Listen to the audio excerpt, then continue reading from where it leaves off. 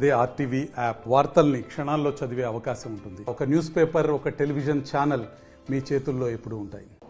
Parliament ఎన్నికల వేళ ప్రధాన పార్టీలన్నీ పసుపు రైతుల చుట్టే తిరుగుతున్నాయి. పసుపు రైతులను ఓట్లు అడిగే దిశగా ప్రయత్నాలు సాగిస్తున్నాయి. ముఖ్యంగా చూసుకోవచ్చు, నిన్న జరిగిన పరిణామాలు చూసుకుంటే నిజామాబాద్ పార్లమెంటు పరిధిలో నుండి నామినేషన్లు వేసిన బీజేపీకి సంబంధించిన అభ్యర్థి ధర్మపురి అరవింద్ ఇప్పటికే పసుపు రైతులు డొనేషన్లతో నామినేషన్ పత్రాలు దాఖలు చేశారు. పూర్తి స్థాయిలో పసుపు రైతులు తమకే అండగా ఉన్నారు, తాము చేసిన పనులకు పసుపు రైతులు మా వైపే ఉన్నారని చెప్పి బీజేపీ నేతలు చెప్పుకొస్తున్నారు. ముఖ్యంగా గత ఎన్నికల్లో బీజేపీ పార్టీ ఇచ్చిన హామీ పసుపు బోర్డు తీసుకొస్తామని చెప్పింది.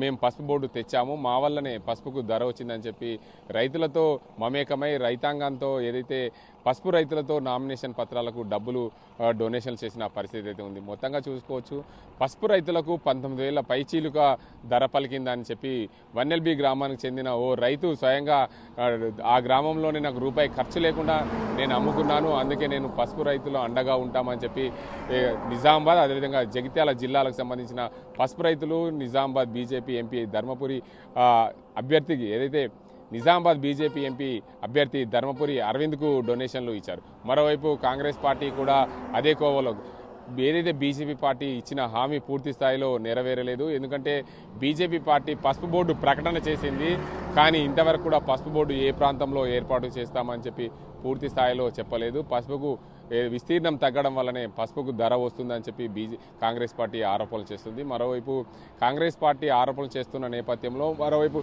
పసుపు రైతులకు కోసం మేమున్నాము, కాంగ్రెస్ పార్టీ అభ్యర్థిని గెలిపించండి, మేము పసుపు బోర్డుకు సంబంధించి తెలంగాణలో ఉన్న సమస్యలపైన పోరాటం చేస్తాం పార్లమెంట్లో అని చెప్పి కాంగ్రెస్ పార్టీకి సంబంధించిన పార్లమెంట్ అభ్యర్థి జీవన్ రెడ్డి ప్రతి సమావేశంలో చెప్తున్న పరిస్థితి నెలకొంది. మరోవైపు బీఆర్ఎస్ పార్టీకి సంబంధించిన అభ్యర్థి బాజిరెడ్డి గోవర్ధన్ నిన్న భారీ బహిరంగ సభ ఏర్పాటు చేశారు, నామినేషన్ కూడా దాఖలు చేశారు. అదే కోణంలో కూడా బీజేపీ పార్టీ పసుపు రైతులను మోసం చేసింది, ఖచ్చితంగా పసుపు రైతులను ఆదుకుంటాం, ఖచ్చితంగా బీజేపీ పార్టీ చెప్పినన్ని మోసాలు అని చెప్పి బీఆర్ఎస్ పార్టీకి సంబంధించిన అభ్యర్థి బాజిరెడ్డి గోవర్ధన్ నిన్న భారీ బహిరంగ సభలో కూడా చెప్పడం విశేషం. ఏదేమైనప్పటికీ ఉమ్మడి నిజామాబాద్ జిల్లాలో చూసుకుంటే పూర్తిగా పసుపు గతంలో 60,000 ఎకరాలకు పైగా సాగయ్యేది, ప్రస్తుతం 30,000 ఎకరాలకే తగ్గింది. దానివల్ల పసుపుకు ధరలు వస్తున్నాయని చెప్పి కాంగ్రెస్ పార్టీ ఓవైపు ప్రజలను రైతులను చెప్పుకుంటూ కాంగ్రెస్ పార్టీ పసుపు రైతులను దగ్గరకు తీసుకునే ప్రయత్నం అయితే చేస్తుంది.